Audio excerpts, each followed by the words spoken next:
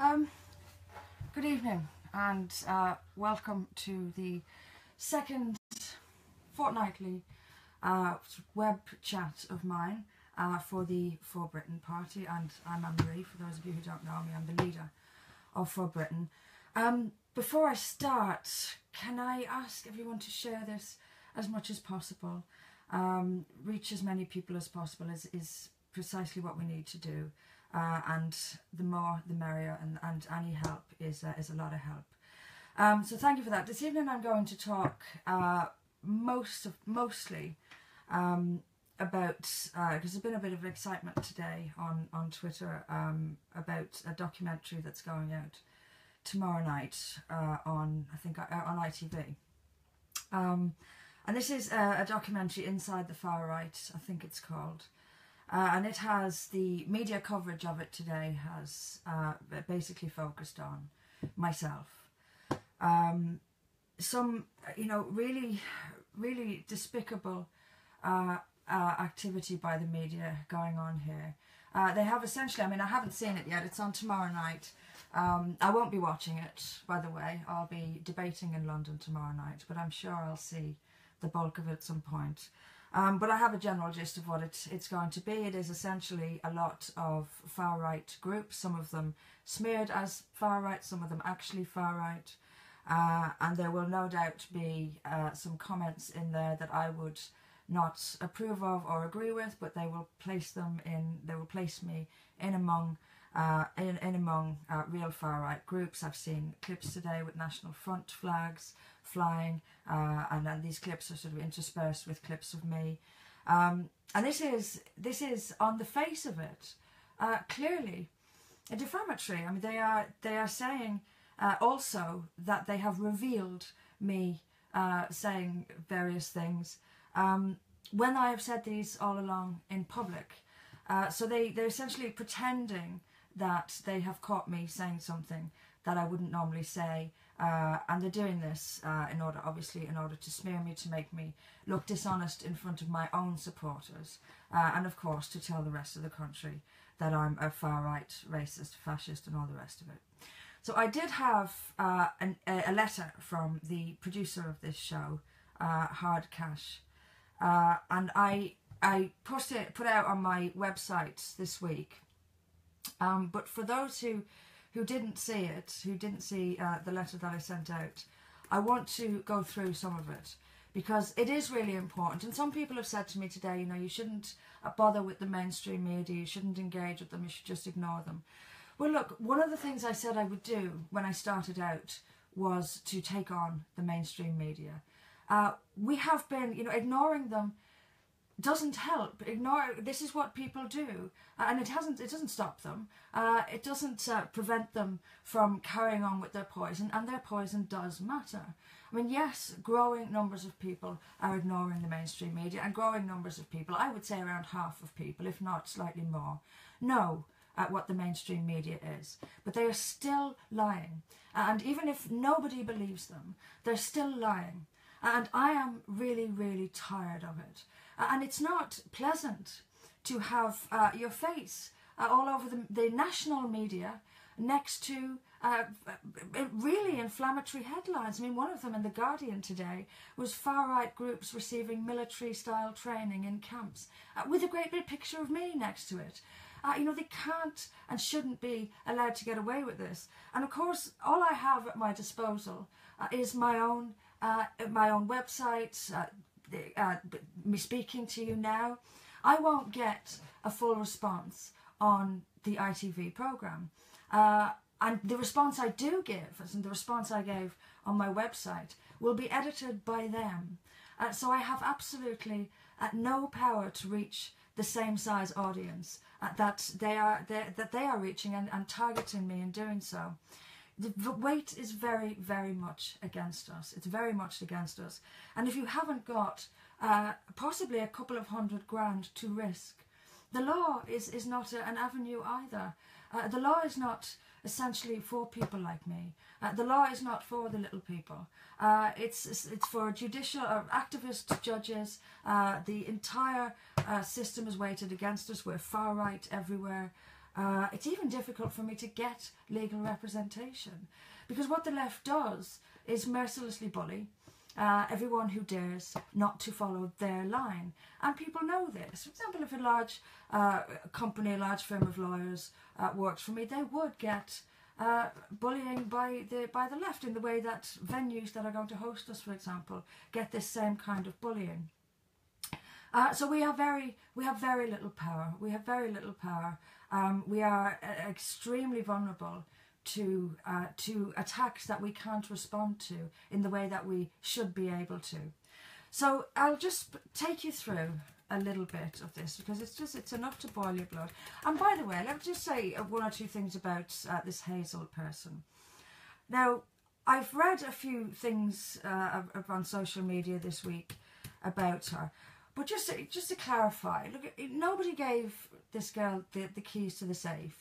I have heard, I've been hearing she was sort of my inner circle. She wasn't. She had nothing to do with forming For Britain, for example. She had nothing to do, she wasn't at any meetings that we have, or any, she was only at things that the public were going to, and that's essentially what she was, a member of the public. I mean, by all means, we were nice to her.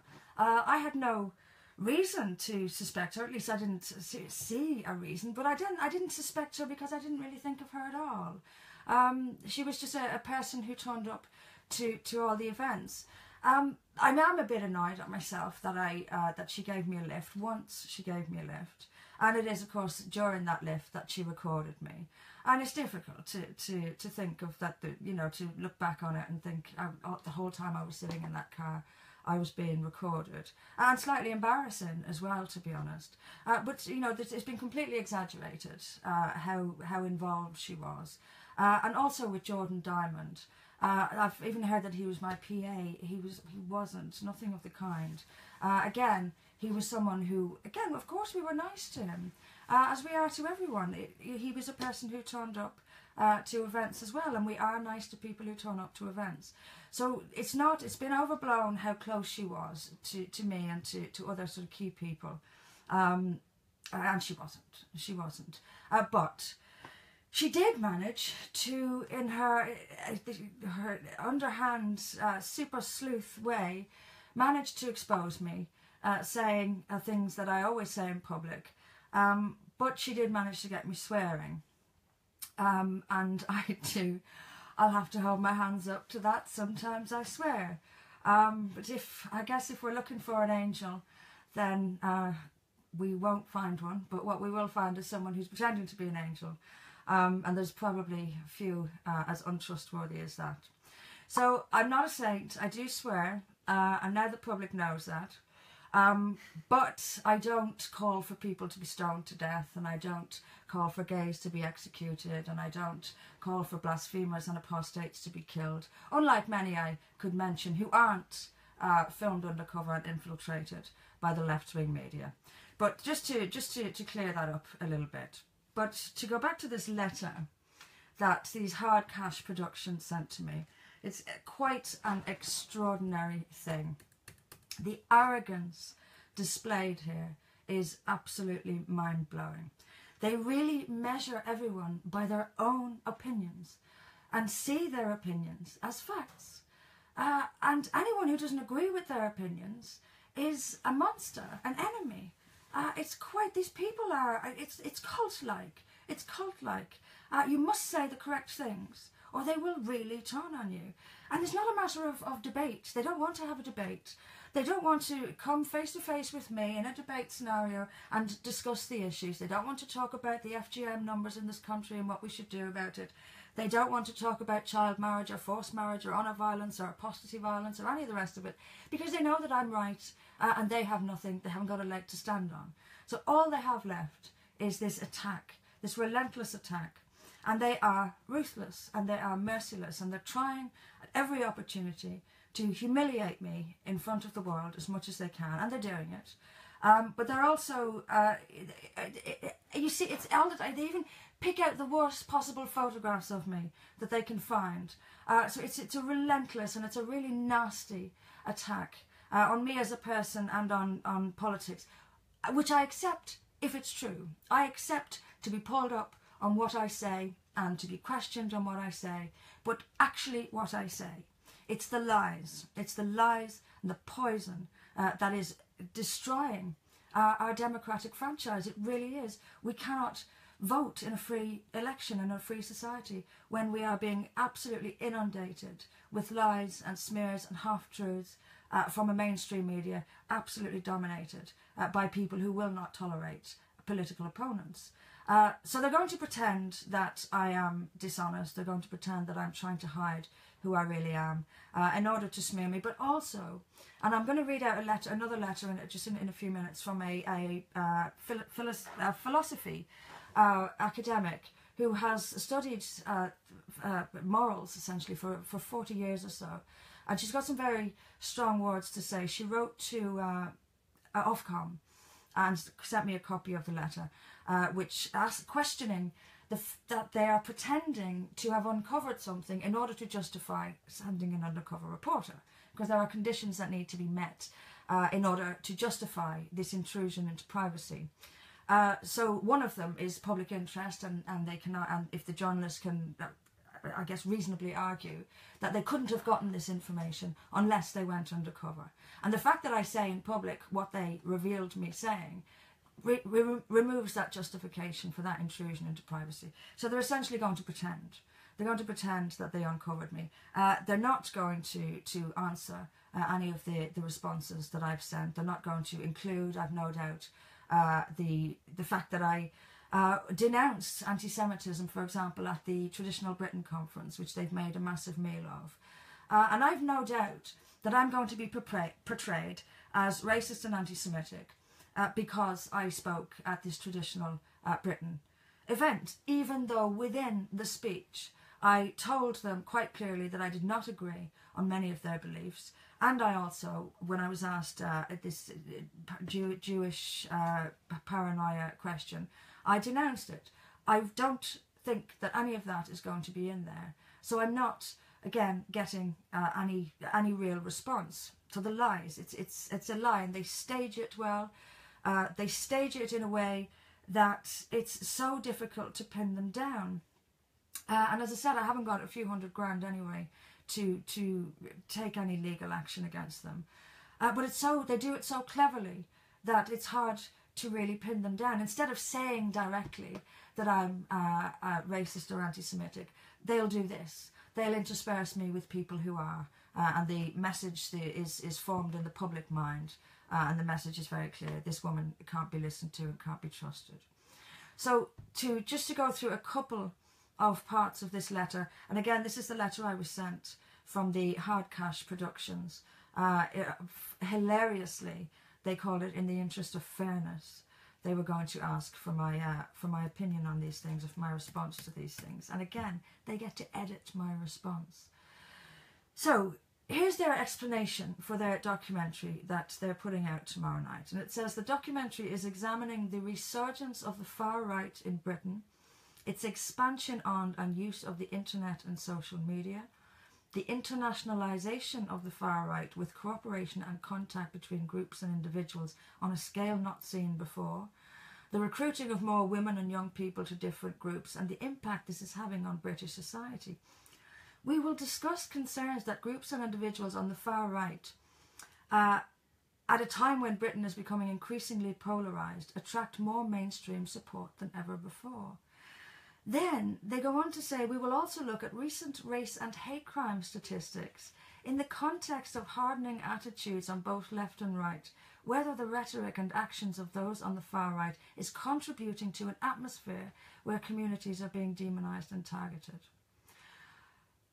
There's so much arrogance and hypocrisy in this, I really don't know where to start. They are accusing me of hardening attitudes and contributing to a rhetoric and an atmosphere where certain people are being demonised and targeted. Now, this is coming from people who are outright lying about me and about other people and about what we believe. And this is extremely, extremely dangerous for people. This is extremely dangerous. We know what happened to Annie the Greek. If you don't know who she is, look her up on Twitter. She was attacked physically attacked by someone calling her a fascist in Bristol, because she had been, again, described in the media as a fascist. And if we go back to an even more serious case, is, of course, the murder back in 2002 of Pim Fortuyn. Now, this stuff does happen. And I'll tell you who Pim Fortuyn was. He was a Dutch politician. And he was a gay man. And he had complained, or at least expressed concern about, the level of immigration into the Netherlands of people who, from countries where the majority think that gays should be executed. And he was worried about the impact this mass immigration was going to have on gay rights in the Netherlands. Very right to be worried. And we see as well that attacks on gays in the Netherlands have been widespread. And Amsterdam is no longer the safe and free sort of gay capital of Europe that it used to be. And he was murdered by a leftist who believed that he was this far-right fascist, because every other day he was reading in the paper that Pim Fortuyn was a far-right fascist. Now, what is extraordinary about all this is that they will contribute, they will try to contribute to me that I am storing up violence or targeting people, when all I'm doing is criticising a religion, when in turn they are actually targeting people. They are mislabeling and slandering and smearing individuals like myself and others, knowing that this places us in danger, and all the while calling me an extremist and a fascist for criticising a religion. I do not target individuals. I do not target anybody. I criticise a religion. I tell truths about a religion. And if Hard Cash Productions cannot appreciate the democratic right to criticise a religion, well, we know exactly where they stand on the totalitarianism slide. This is totalitarianism. They are deciding what people should and shouldn't be allowed to say, what opinions people should or shouldn't be allowed to have. And then they're attacking people, attacking us individually, pointing us out. It's like the 2 Minutes Hate in 1984. They're pointing us out and encouraging people to hate us, and they're basing it all on lies. Then, of course, the upside down, black is white world we live in, are making me the monster here, and themselves the morally superior anti-racists and anti-fascists, as they love to call themselves. But of course, there's another point. Where is the concern about what is written in the Quran and what violence that is inspiring? You won't hear this from them. Apparently, I am responsible for whipping up some sort of hatred against Muslims, but the Quran is never responsible for the hatred that comes out of Muslims. For example, when Muslims, and they are Muslims, not all Muslims, but they are Muslims, who are terrorising people all over Europe, where are they getting it from? They're getting it from their scriptures, but the left will never address that fact, that I'm not inspiring anyone to attack anyone, but there is a religion inspiring millions to attack us. And I make absolutely no apology for saying so. I am not targeting people. I am being targeted, I and many others, by people who know they are lying and who know they are placing us in danger, and who are trying to destroy our lives, They don't rest until they've completely destroyed you. That is what they set out to do. They don't want to debate you and defeat you at the ballot box. They want to destroy you, and they'll do pretty much anything to get there, and we have very, very little in our armoury to fight back. So one or two other things. I just want to go down through some of the bullet points that they sent to me. And the first one, it starts off by saying, you are a far-right extremist, promoting views that label the whole religion of Islam as evil and dangerous. You have stated more than once that the UK is at war with Islam. You have also specifically called Islam, the entire religion, evil. We will discuss that this is of significant concern because it is divisive and demonises an entire community. Once again, they don't get it, either because they're too unintelligent to understand it, or they're deliberately pretending they don't get it. I will say whatever I like about Islam. Islam is a religion. It is a religion that in its scriptures calls for the subjugation of all who won't follow it, calls for the killing of apostates and blasphemers, which sanctions the marriage of underage girls to old men, which kills homosexuals by throwing them off high buildings. This religion has no claim whatsoever on any kind of sensitivity. It is monstrous, and I will say so. And I don't care. I mean, what do they mean by the whole religion? This is something that is probably the most common bit of nonsense that the left will come back with. You're labelling an entire religion. What does that even mean? What does it mean?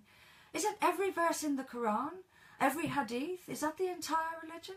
Or are they actually meaning every single individual Muslim? I suspect there's not a lot of thought been gone into it with a lot of people.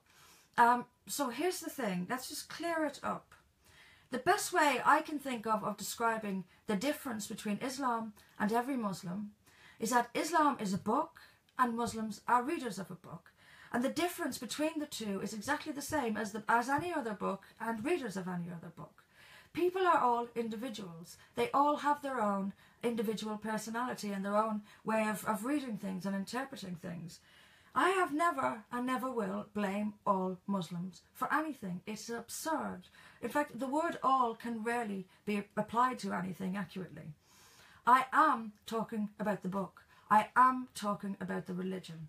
And even if there are bits in it that are nice, it doesn't in any way cancel out or counteract the evil that is in it. And I claim my right to label a religion, not every individual Muslim, but a religion, evil, if I see evil in it. I don't see anything in it that denounces child marriage. I don't see anything in it that denounces violence against apostates or infidels. It's never apologised for. It's never corrected. It's there. And it's there for everyone to read. And I claim the right to call it whatever I like. And I claim the right to maintain that by my moral standards and by millions of people's moral standards, the rape of a 9-year-old child by a grown man is profoundly immoral and wrong and as close to the word evil as I can see. This is what I call evil. I call the totalitarianism of mind control, either by Nazis, by communists, or by Islam, evil. The manipulation of people through religious scripture or anything else.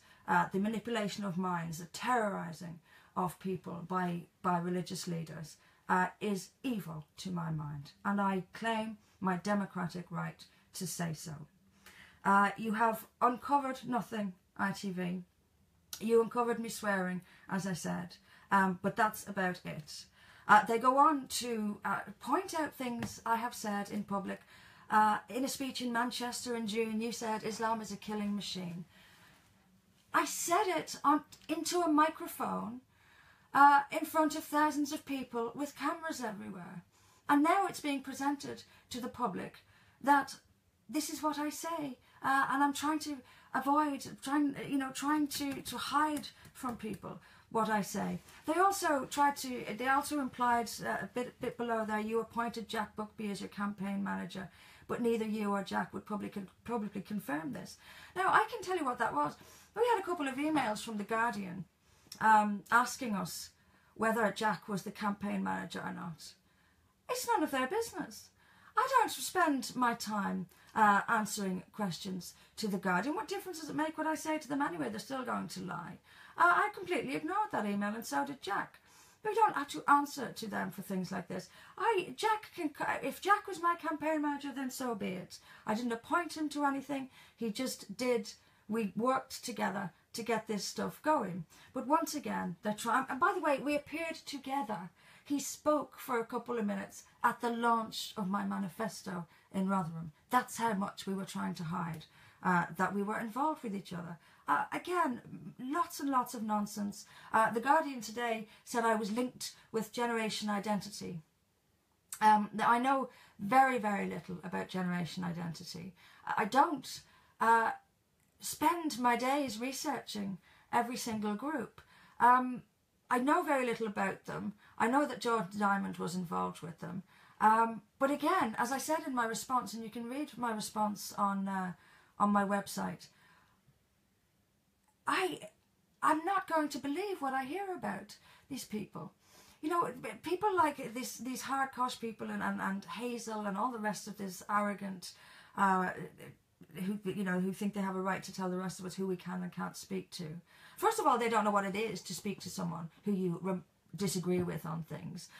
They don't know what it is to go to an event where you don't agree with everybody who's at it, because they don't behave like that. They can't understand how I would speak at an event where I disagree with some of the beliefs of the organisation, probably because they're so incredibly intolerant of any different views that they can't fathom that you would speak with someone or work with someone who you don't agree with everything on. But they're the same people who call Generation Identity, whatever they're called, are calling me a Nazi and a fascist and a racist. So why on earth would I believe any of this? I don't run screaming from the room when people say something I don't like or I don't agree with. I have to get For Britain's voice out there. I have to do it at pretty much every opportunity I can get, because that's my job. I need to speak as much and as often as possible and try and persuade as many people as I possibly can. So once again, because I was at the same event as Martin Sellner, who apparently, according to them, is the devil himself, I am essentially responsible for everything Martin Sellner ever says. This is all they've got. This is all they've got. But the sorry thing is that it works. For a lot of people it works. And for that reason, it is dangerous. And for that reason, I do and am going to respond to it. I'm not, to be honest, I'm not overly concerned about it, though. I think what I mostly feel about it is slightly embarrassed. I think that's the sort of overwhelming emotion I feel about it. But I'm not concerned about it. I do think actually it shows me as honest. They're trying to show me as dishonest. I think actually it shows me as honest, because I could, if I believed these things. I'm sure he was around for months. She probably, if I believed any thing if I tried to hide anything, it's likely to have come out. So I think actually what she's done and what they've done is confirm to people that I only say the same things behind closed doors as I do in public. And all they've got is to deviously and dishonestly intersperse clips of me with other people. And that is essentially their target. But I just want to, before I move on to other things, I just want to read at least part of the letter I told you about to Ofcom from the woman who, the moral philosopher. It's a really, really great letter. And she's raising the issue that they have to justify the fact that they intruded on privacy by pretending that that they could only get this stuff from me if they did it undercover. So it's an excellent letter, but let me just get to this part. I'll copy and paste most of it and put it on my website after this. But she writes about the label far right and impartiality. And she said, a central premise of the programme would appear to be that certain individuals and movements, whether specific groups or more loosely characterised movements, merit investigation as to whether they are far right. This loosely applied term is now bandied about as a slur, which, far from helping debate, obscures issues. Moreover, the implications that can be discerned from the slant of the programme in David Henshaw's letter to Anne-Marie Waters, now in the public domain, together with the investigations at public meetings and public political demonstrations and in pubs, is that anyone associated with anyone under investigation is far right. Such slurs are very hard to shake off and will in many cases lead to social ostracism and in other cases worse consequences. And then she mentions the attack on Annie the Greek in Bristol. The label far right is not only a slur, it is extremely misleading as a characterisation of those concerned about certain elements of Islam. In fact, these concerns are premised on a wish to maintain human rights, equality in ethics and before the law, the rule of law and democracy. It is therefore not only misleading, but actually contrary to the views of the vast majority of those concerned, and your reporter Hazel knows this. the entire tenor of your program that the counter-jihad movement is somehow linked to the far right. It is not only wrong, but a reversal of the truth. It is based upon concern for human rights, for equality for all, and the totalitarian and violent and supremacist aspects of Islamic ideology. Hard Cash Production have relied on experts, in quote marks, from Hope Not Hate. This organisation is the frequent recipient of criticism on the grounds of bias, but there is no need to elaborate on this here. It therefore seems blindingly obvious that Hope Not Hate are a poor choice of expert to provide unbiased coverage.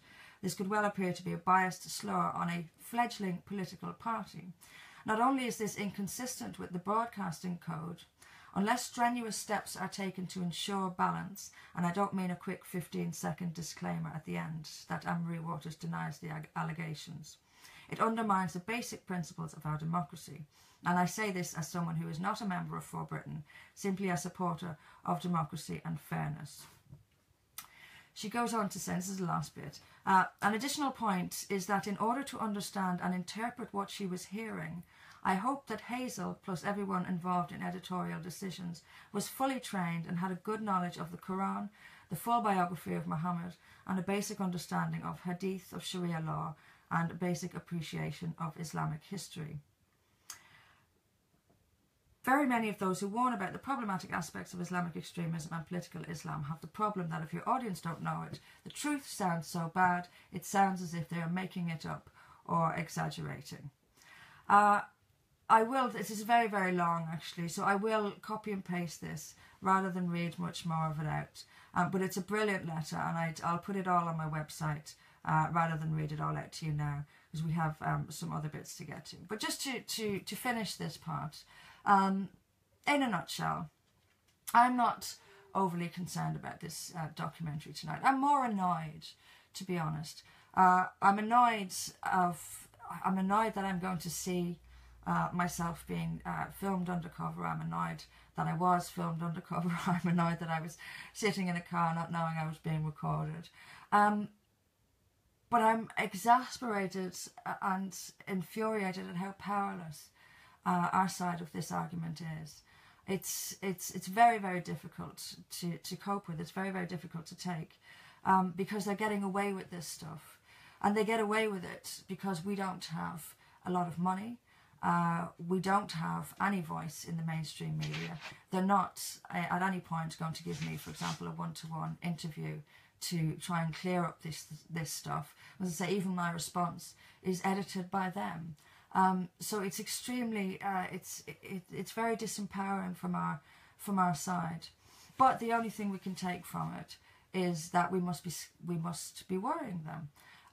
The media attention today, as I said, was primarily about me.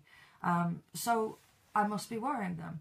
And the fact that they need to lie, and the fact that as I said earlier, I think half the country, if not more, knows now that they are lying, will bring more people to us and will make more people trust us. And I'm pleased that it will confirm to the public that I am, despite months of monitoring, undercover monitoring, there was nothing that they could use against me other than what I already say in public. So I'm not overly concerned about it. And also, again, Hazel was not privy to any sort of private, she wasn't involved in what's been called my inner circle. She wasn't at any meetings for Britain or anything of the kind. She was a person, as I said, didn't suspect her as being undercover because I didn't really think of her at all. But she was a person who came along to a lot of events, and we were friendly, and as we are. I hate to think that we will be less friendly in future. We can't sort of let this make us suspicious of every other person. And in any case, this is the second time this has happened. The Mirror sent an undercover reporter to a speech I gave outside the Houses of Parliament about 2015, I think it was. And again, they pretended that I had said something covertly. It was that a lot of mosques need to close and a lot of people need to be deported. That's what I said. And I've said that at several meetings and on YouTube and everywhere else. So it's the same thing. can't get anything on me, so they fictionalise an account and pretend that that they've exposed me. As I say, I don't want to be overly suspicious of people, but I guess I probably will be, and it's a shame. It's a shame, but we will still be friendly. We will still be friendly. We're not going to let her sort of wreck our friendly movement, which it is. So on to other things. The party for Britain. Some really exciting meetings I've had since I last spoke to you. Hoping that we will have some ready-made branches in place. There are already a couple of branches in place, Plymouth and Rotherham. And I've had some meetings which I hope will lead to a few more. And on that, I want to say something in case people who are, for example, still members of UKIP and who are tempted to come over and join For Britain, but are in two minds. I kind of see this a lot. I see people who want to join, who want to support, but are in two minds about whether or not it'll take off, and whether or not, UKIP, I believe UKIP is dead. A lot of people believe UKIP is dead. But essentially, I think a lot of people are hedging their bets at the moment, and thinking, well, I'll hang on and see what happens with For Britain before I decide to commit to it. While I understand and I have some sympathy for that, the fact of the matter is, if you don't join, we need you to make it happen. That's the whole point. Instead of watching and waiting to see what happens, join us and make it happen. We need activists all over the country. We need branches all over the country. And there's really nothing to lose here. There's nothing to lose here. UKIP is gone. UKIP is not going to inspire anybody. UKIP is not even challenging Theresa May on Brexit. So it's done. It's done. The UKIP have tried so hard to be part of the mainstream now that they've forgotten entirely that actually victory lies outside the mainstream, and it's outside the mainstream where we need to be going, because that's getting very, very large, and again, probably around half the country. So there's really nothing to lose here. We have a strong message, and we will get it out, but we need people. We need people. So if you're in two minds and wondering, waiting to see what will happen, all I can say is join the party and make it happen, because we need you. We need people to commit, to get on board, and to make this a strong party. It is happening. A lot of people are joining. We've had in the first week, about 1,300 people sign up. Lots of donations. So I had wanted to get to 2,000 by Christmas, so well on course to do that, and double that by May's elections next year. So that's the plan, but we need people to join. We need people to support, we need people to donate, but particularly to join and get active, and make this happen. We really can. The timing is right. There's a huge appetite for the truth out there. There's a huge appetite for plain speaking out there. There's an enormous backlash against the political elite and against politics as usual. And we're seeing it with election result after election result. And Britain is no different. Britain is no different to the rest of Europe, who is now starting to vote for openly and expressly nationalist and anti-Islam parties. And there is simply no one in Britain for people to vote for except us. We have to step in to that void, and we can and we will if people join and make it happen. There's also a point I wanted to make, and it's a point I made at a meeting the other night, and someone said to me, you need to make this point over and over again. So I'm going to make it here as well. UKIP had once said that they were a filter for the far right, that actually they were giving people a place to go who otherwise would have gone to National Front or BNP or those type of parties. Now, they were right. UKIP was a filter for that. UKIP did take people who weren't suited to National Front type beliefs, but who were patriotic and nationalist and needed a place to go, and UKIP did provide that place to go. Now people need a place to go with concerns about Islam and with Muslim immigration, for example, and that one is key. Of course, it's not all about that, but that one is key, and it's going to be our unique selling point.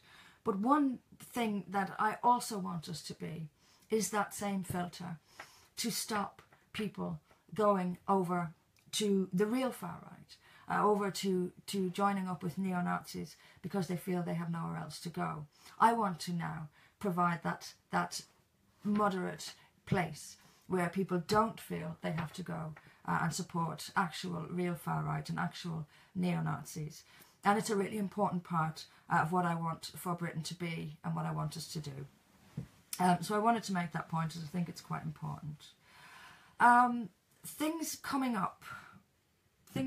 Well, tomorrow night I'm in London, so I won't, as I said, I won't be watching this exposure documentary. I'm debating Islam in London tomorrow night at Conway Hall, and again I'll post on my Twitter a link to that straight after this. Next week I will be having more meetings, again selling the party to the supportive but undecided, and trying to again get, because if people would come over, we would have several new branches in place. So I've still, I think, got, again, the hesitancy, the people wanting to see what will happen. So I'm going around various parts of the country to try and persuade people to bite the bullet and to jump, and to just take a leap of faith, because we can succeed if they do. And we will succeed. We will succeed. The timing is right. The political zeitgeist is right. All we need to do is get the people in the organisation, and it's pretty much unbeatable, I think, because our message is absolutely resonates with large numbers of the public, and I have absolutely no doubt about it. What else is going on? A couple of the fundraising dinners coming up. Again, I'll post links to those when I'm at 8 o'clock from my Twitter account. If you can, please do. It's not only fundraising. I mean, obviously we need to and want to raise funds, but I also want to get people together. And social events are quite important. As I say, they get people together, they get people chatting, and alliances are made, and ideas are formed, and more activity results from these, and we you become part of something, and I want people to feel part of the party. So that's another main reason for doing a couple of events in the next month.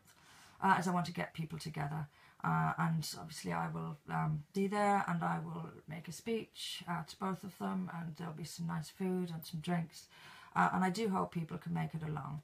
Another thing I want to do, and if there are any, I'll perhaps grab some volunteers for this, is a Christmas party. And I hope I'm not biting off more than I can chew with this, because I know it's these things are a nightmare to arrange. But I do want a Christmas party, and I wanted to have a Christmas party every year. And the reason is very simple. I want us to celebrate Christmas. I'm very much a celebrator of Christmas. I love Christmas. I've loved it since I was a child, and I still love it. And it's the only day of the year when every single member of my family, of my immediate family, is in the same room at the same time. So whether a person is religious or not, and I'm not particularly religious, not religious at all actually, Christmas is a linchpin of our culture. It's the highlight. It's the cultural highlight of the year, and I want us to celebrate it. I want us to celebrate it as a homage to our culture and to our cultural traditions. And I think I want to make a big deal out of Christmas every year, and I'll do actually a video podcast on Christmas Eve with a couple of bits to say about our culture and about what's happening to our culture. So as I say, I want to have a Christmas party. I also want it to, as a sort of a thank you to the activists and people who have helped out so much so far. So many incredible people have given so much of their time and their energy, and they're putting themselves on the line. They're putting themselves at risk of all sorts of abuses, and these are wonderful, brave people.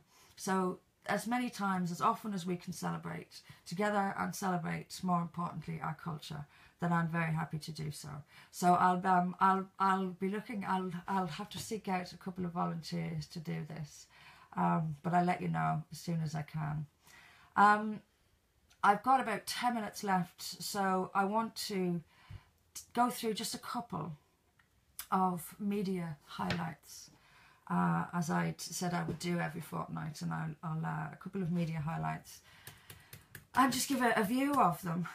And today, it just blew my mind, and again I'll send it out after this, is one in the Daily Mail today, which said child migrants, the headline, child migrants to have priority in the NHS. High Court judge rules young who arrive unaccompanied must be put at the head of the queue. Now, if you read down, it says here that a judge had said not only that they would be prioritised, asylum seekers would be at the top of the queue for healthcare, but also for school places.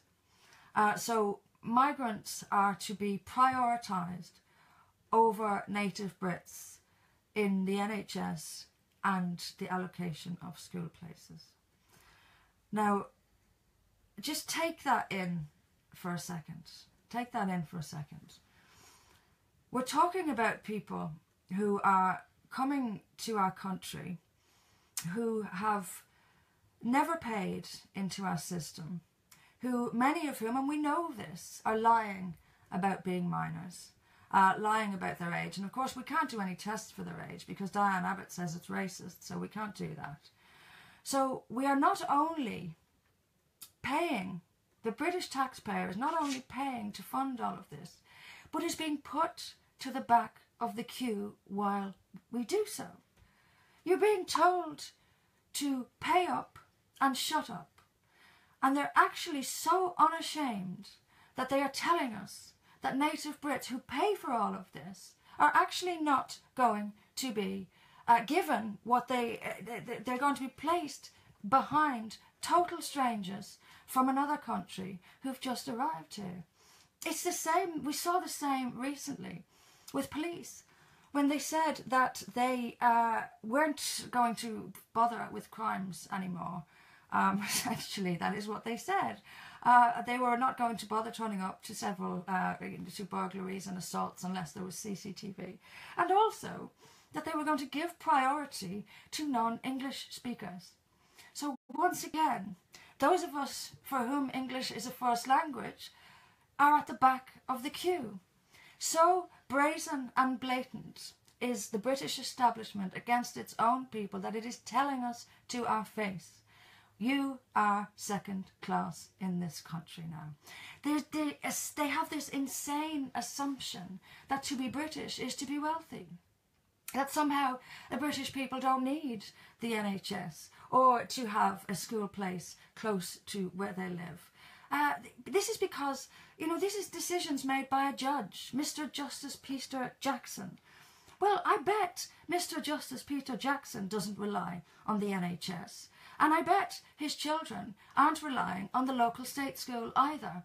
They live in a completely different world, and they show nothing but contempt for ordinary British people. So much so, they're willing to tell us, you are second class now. We will get to you when we're finished dealing with the important people, which are the people who've only just arrived here, who are often hostile to our culture and our way of life. And the only thing they want from us is to pay up and shut up. That is exactly how we're being treated. And I don't hear anyone in politics talking about this. I don't hear any condemnation from any party that British people, often poor British people, are left without services. I've actually recently tried to register with a GP, which I haven't done since I moved over here. It's taken weeks just to register. Heaven forbid if I was looking for an appointment. The entire thing is a mess. And yet, even with all the strain in the NHS, even with all the strain in schooling, still we're being told, in fact, we're being told within this, in this context, that you are at the back of the queue. The British taxpayer who pays for the whole thing, who bankrolls the whole thing, is at the back of the queue. It is absolutely scandalous, and we shouldn't be tolerating it. And speaking of another world and a bubble, I saw a documentary this week on BBC Two called Who's Spending Britain's Billions? If you didn't see it, I highly recommend it. This goes into, I'll bring up the coverage of it here. Hundreds of millions of pounds of taxpayers' money is spent on contracts with management consultancy firms who can take a percentage of any savings they find. Now, they are bringing in consultancy firms to make savings and then giving a percentage of that saving to the consultancy firm. Now, management consultancy. The public sector is awash with managers. They are highly paid, overpaid, and they're completely, many of them, incompetent and unnecessary. And it's proof. This is proof. If you are a manager and you have to hire a consultant to tell you how to manage, then I suggest you shouldn't be in that job at all. Why are we paying for this sea of managers across the public sector, and the NHS is the part I know best, and then letting them pay hundreds of millions of pounds of our money to private firms to come in and tell them how to do their job? So we're paying for management twice, and we're still getting completely substandard services, if we get any services at all. Isn't it great? We're paying twice for nothing.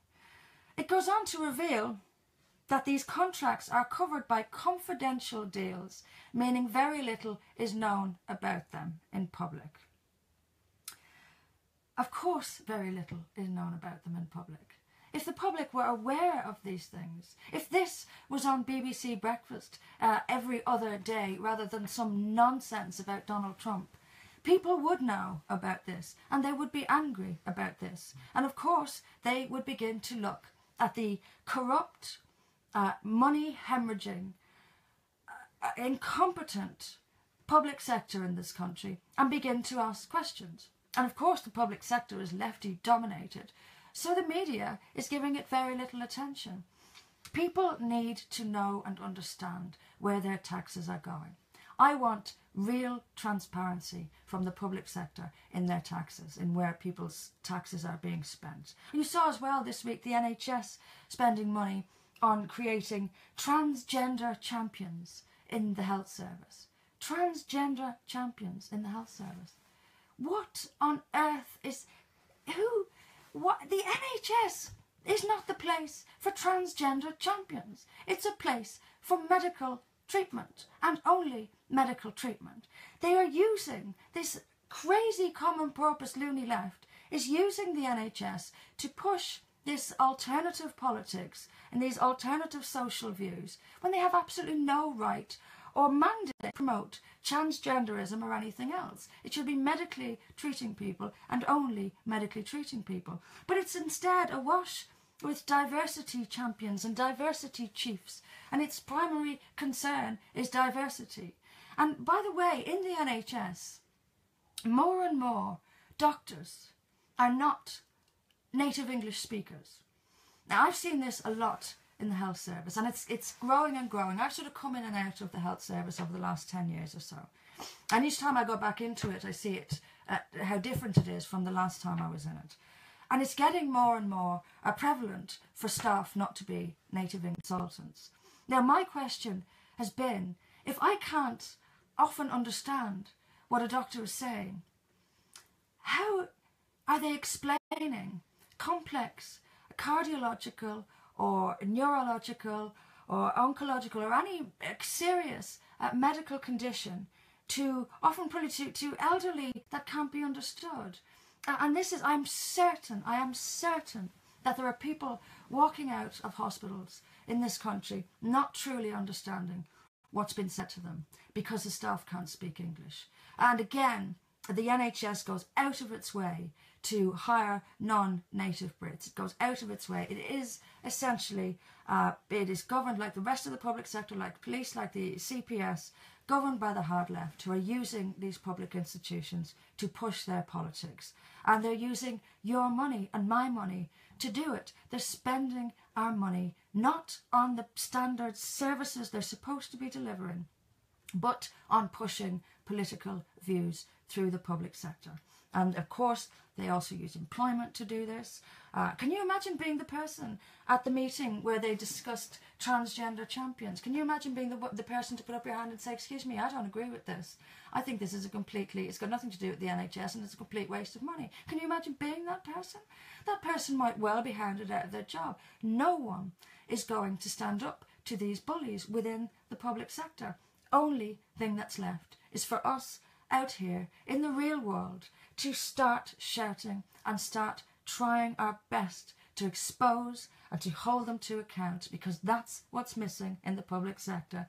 There is zero accountability, and it is a policy of For Britain to put in place actual practical systems that we can hold the public sector to account. We want to know how and why they're spending our money, and we want to know who they are. We want to know who they are, what kind of people they are, what kind of organisations they've come from.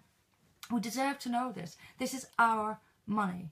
I want For Britain to represent the taxpayer and to speak up for the taxpayer, who is constantly being ripped off and constantly having their money thrown down the drain on nonsense, on left-wing, cultural Marxist, utter tripe. So just a few things that have caught my eye over the last few days. I will, as I say, post many things out on Twitter now that I've talked about this evening. So we're pretty much done for time. Thanks again for tuning in. Please share this. Share it as much as you can. Like, comment. I'll send a video of it out on Twitter now. Share and try and get our message around to as many people as possible. I'll be back in 2 weeks' time, and I'll update then what has happened and gone on in the next 2 weeks. But obviously I'll be on Twitter as well daily, posting things and posting events and news articles and all the rest of it. So thanks again, and I shall see you all in 2 weeks' time. Take care.